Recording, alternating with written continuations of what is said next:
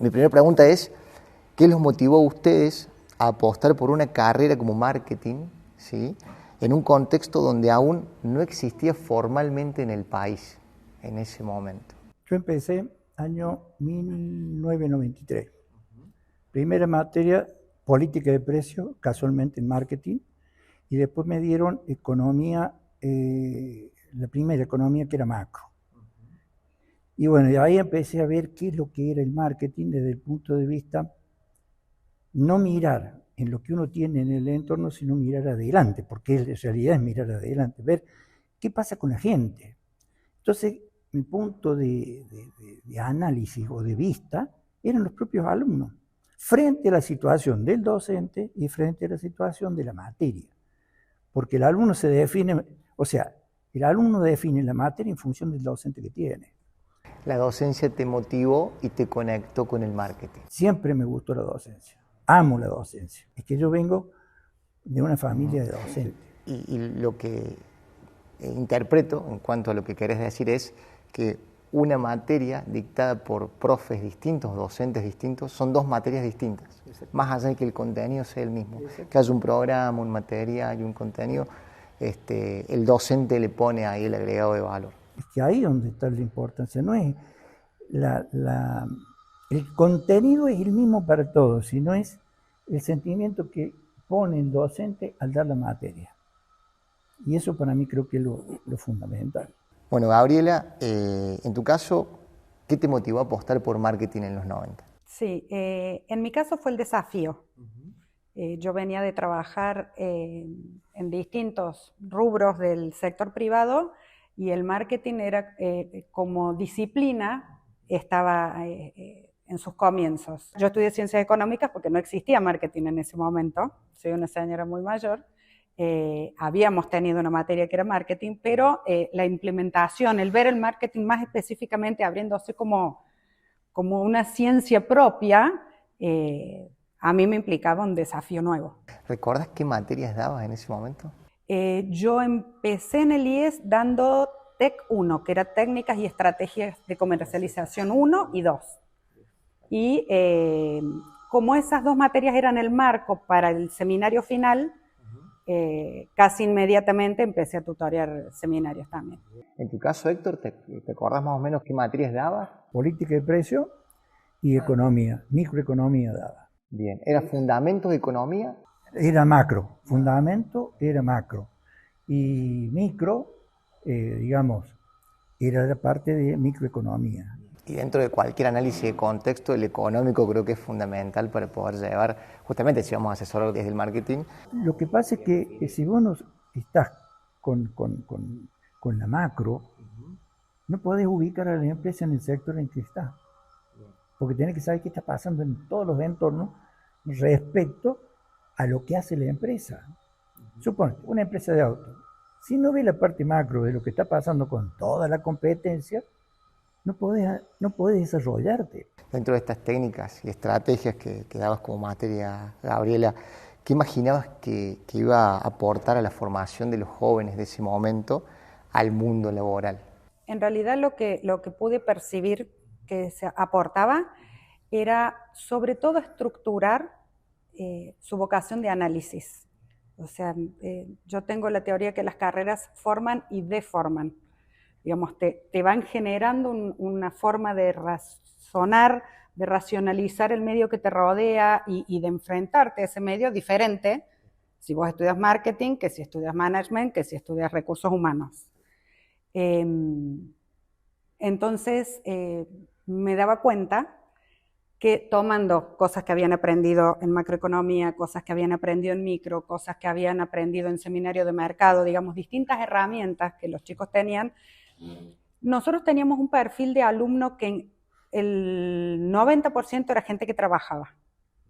Entonces era gente que tenía el conocimiento, necesitaba poder estructurarlo, analizarlo y darle un orden para poder actuar en consecuencia.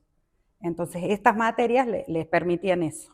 ¿Y qué imaginabas, Héctor, en este caso, que iba a aportar la formación a esos jóvenes en ese momento de la carrera de marketing, ¿no?, y de las materias que vos dictabas? El problema era cómo hacías para que ese chico que venía recién del secundario se diera cuenta que ya no era secundario. Eso sobre todo a la mañana. Y a la noche, como tenía la mayoría de gente que trabajaba, te hacían preguntas muy puntuales porque ya conocían, estaban trabajando, veían la situación del lugar donde trabajaban y a veces te hacían preguntas capciosas, en el sentido de a ver si vos sabías de lo que él estaba hablando. Puede aportar, o sea, sacarle justamente ese provecho para que realmente les aporte valor desde lo profesional.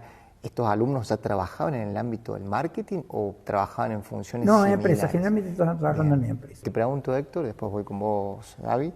¿Crees que cambió el perfil del profesional de marketing desde ese entonces hasta hoy? ¿Cambió en algo?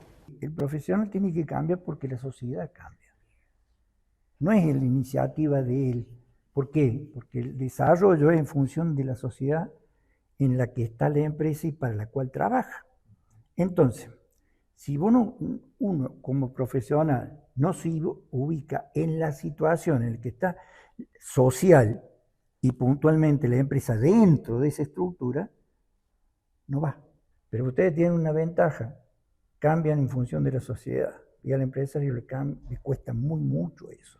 ¿Y en tu caso, Gaby, crees que cambió el perfil de marketing desde ese entonces hasta hoy? Yo creo que la persona que estudia marketing es la misma. Digamos, sigue siendo en esencia, antes o ahora, una persona que busca el desafío, que quiere nuevas cosas, que necesita comunicarse, que tiene la inquietud de investigar su medio y saber cómo es y ver cómo puede trabajar con ese medio, cómo puede atraerlo. Sí coincido con Héctor en que el cambio de herramientas ha sido inmenso. Yo soy de la época en que cerrábamos los sobres, imprimíamos la carta, la cerrábamos el sobre y lo mandábamos. Después, como gran innovación, hacíamos el combinar e imprimir para que saliera por mail, y ahora ya te llegan las comunicaciones por cuanta medio de vuelta, que implica otro desafío, ¿no? Porque antes te llegaba la carta y era una carta que te llegaba, ahora te llegan tantos mails que ni los miras. El WhatsApp y el Telegram y el Instagram y... Todo, y borras spam. Es más, ya solo te lo clasifica y te lo manda, ya lo bloqueas en el WhatsApp, ya... Pero, digamos, me parece que la esencia del que tiene el interés en dedicarse al marketing sigue siendo la misma. Sigue siendo de una persona... El perfil se sostiene, las herramientas cambian, el contexto cambia, como dice Héctor, claro. Esto, lo político, lo social, lo económico. Lo que uno hace es adaptar las herramientas a la situación que se está dando. Y vos ves que todos los días cambia, todos los días. Y con los medios de comunicación que hay ahora, mucho más. Hoy trabajan muchos alumnos en el laboratorio, hay herramientas que se sostienen como el papel, el fibrón, la lapicera, pero hoy se incorpora la notebook, la tablet, el celu, que son como medios nuevos también para comenzar a trabajar. Bueno, justamente por ahí va la siguiente pregunta. Te quiero preguntar, Gaby, si cuando hoy hablamos de data, IA, redes sociales, ¿cómo podemos? Analítica de datos también. ¿Cómo ven esta transformación digital o tecnológica? ¿El marketing pierde su esencia o el perfil de marketing pierde su esencia o se transforma y se potencia? Yo creo que el desafío es transformarlo y potenciarlo. Pueden perder su esencia las herramientas, como decíamos recién, que conocíamos hasta ahora. El desafío es usar todo eso en función al objetivo que se plantee el estratega de marketing. Obvio, si a nivel interacción con el alumno, el desafío es mucho más significativo porque nos enfrentamos personajes que hemos sido tecnológico adquirientes con gente nacida en la tecnología. Entonces, tenemos que encontrar la vuelta para integrar ambas culturas, pero creo que al marketing lo potencia un montón. Te has llevado, Gaby, mucho del paso por la institución, de conocerlo a Héctor, de conocerlo a Víctor y a muchos compañeros de trabajo que has tenido. Te has llevado cosas de la institución, has dejado cosas, ¿sentís que le dejaste algo a los alumnos también?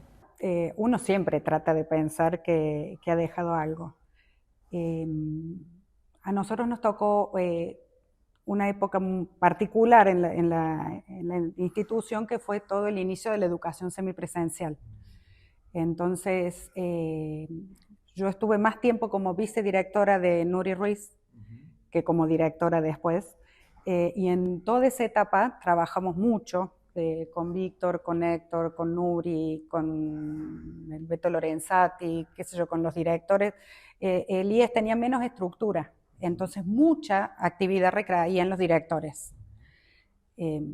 Desde enrolar gente que quisiera escribir los libros, a algunos les encantaba el desafío, a otros no tanto, a otros, y bueno, nos tocó todo eso, ¿no? Subir gente al proyecto de la educación semipresencial y a distancia. Trabajamos mucho en la reestructuración del seminario de comercialización, que es lo que los chicos llaman la tesis, para que tuviera, digamos, les planteamos el desafío que el seminario fuera con empresas reales, que tuvieran ellos que conseguir a empresas que les dieran el ok, como si ellos salieran a buscar un cliente, tenían que traer 3 alternativas, los ayudábamos a elegir entre las 3. Fueron desafíos que fuimos poniendo y que nos reconfortó mucho ir viendo los resultados que tenía.